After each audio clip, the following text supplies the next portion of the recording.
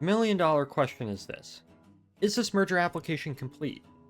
Well, the answer turns out is yes, but also no, kind of. How can that be? Hello, everybody. Welcome back to Michael's Rail News and Comment, and today we will be covering the Surface Transportation Board's acceptance of the Union Pacific-Norfolk Southern amended merger application. To clear up any initial confusion, the Surface Transportation Board, the economic regulators of railroads, has not approved the Union Pacific-Norfolk Southern merger. Rather, this is the STB saying that the UPNS amended merger application, submitted back on April 30th, is complete enough to start the review process, provided the two railroads submit additional information on 9 key topics beforehand. UPNS had initially submitted their original merger application in December. However, in January, the STB rejected it as incomplete, as it was missing a market impact analysis statement and the full merger agreement.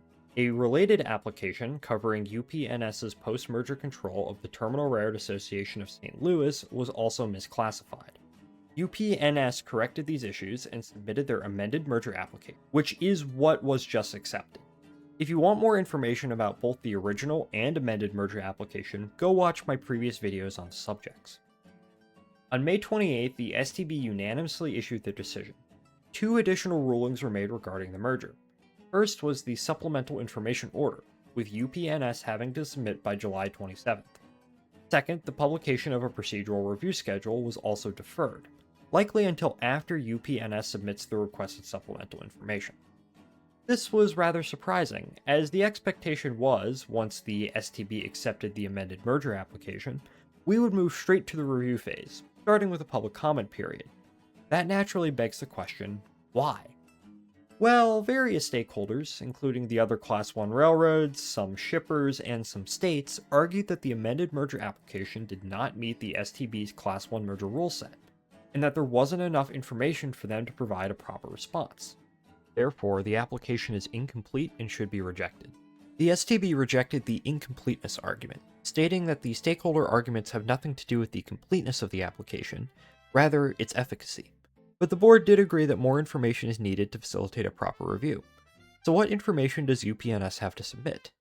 There are 9 topics, all of which were covered in the original or amended merger applications, albeit not to a sufficient degree. Number 1. Enhanced competition. The Class 1 merger rule set states that any merger must expand competition.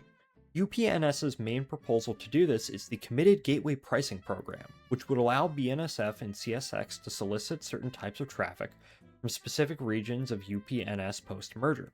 Additional information about this program, such as what shippers would or would not be eligible, and the proposed time limit on the program, is requested. 2. 2-to-1 and 3-to-2 shippers. These are shippers who currently see service by 2 or more railroads, but who would see options reduced from 2-to-1 or 3-to-2 railroads post-merger without conditions. UPNS has said they would provide another railroad access to some of these shippers as a merger condition. However, information about how UPNS plans to do this is needed, in addition to a full list of these shippers. 3. Diversion analysis. UPNS state they expect to divert 2.1 million truckloads, 206,000 carloads, and 303,000 intermodal containers from other railroads. Since the merger's primary public interest benefit relies heavily on this assertion, the STB needs additional information to verify that the data used to obtain this conclusion is not exaggerated. 4. Service Assurance Plan. The Service Assurance Plan is meant to prevent any merger-induced service meltdowns and provide shippers with a method of arbitration should the worst occur. UPNS did include this in both their original and amended merger applications, however, several issues still remain. 5. Gateway and car supply issues. This includes issues related to solving the post-merger majority stock ownership by UPNS in Railcar Pooling Company TTX, Kansas City Terminal Railway, and the Terminal Railroad Association of St. Louis. UPNS have said they would divest stock in these companies to half or less than half as a condition of merger approval. 6. Market share projections. While a market impact analysis statement was included in the amended merger application, UPNS need to submit more information on the merger's impact on competing or alternate routes, and discuss the impact of the CPKC, CSX Pan Am, and CN Iowa Northern mergers on their analysis. 7. Downstream merger impacts. Basically, how would the other Class 1s respond with mergers of their own if UPNS is approved? Specifically, UPNS must submit their own analysis of any reactive mergers among the remaining Class 1s and how issues arising from those mergers could be mitigated. 8. Passenger rail issues. UPNS must address how it plans to maintain existing passenger rail service while supporting increased freight traffic levels, and provide an analysis concerning the post-merger freight traffic increase on the Conrail shared assets Lehigh/New Jersey Transit Raritan Valley line. Additionally, the absence of the Heartland Flyer in the application must be addressed. Although, spoiler, it is being tragically discontinued because apparently Texas can't afford to spend $3 million on a train that people actually use. Ugh. 9. Last but not least, a couple of work paper issues. Now, this is just a simple overview. If you want more specifics of the information that the STB has requested, please go and read the decision for yourself. The link is in the credits. Moving on, what does this all mean for the UP-NS merger going forward? I think it means two main things. First, the STB isn't going to speed this merger through review, but neither are they going to drag this process out. They could have gone straight to review, as I expected them to do, and ignore stakeholder concerns.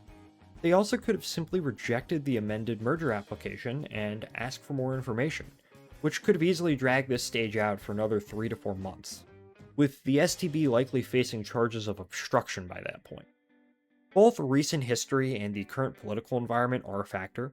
Between 2023 and 2025, the STB faced scrutiny over repeatedly missing deadlines that they themselves established. I don't think they would want that charge levied again, especially now. Second, the STB is going to take the concerns of the opposing stakeholders seriously. The supplemental information requested is basically the information that CN, CPKC, BNSF, CSX, etc. have been petitioning the STB to obtain from UPNS. This is a good indication that everyone will get a fair say when the review actually does start. Now, I don't think the STB will weigh the opponent's opinions more heavily than UPNS's and its supporters, leading to the merger to be denied.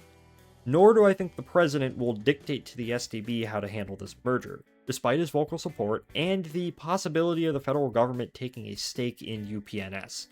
Albeit that's a whole separate discussion for possibly a different video at some point. The president is of course a factor, and I don't think this merger would have been attempted under a Democratic administration.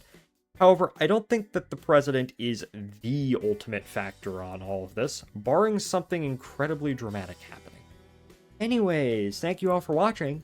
Sorry for the late-ish video, as I just started a supply chain internship at a major home improvement retailer, and as a result, I don't really have a whole lot of time to make videos.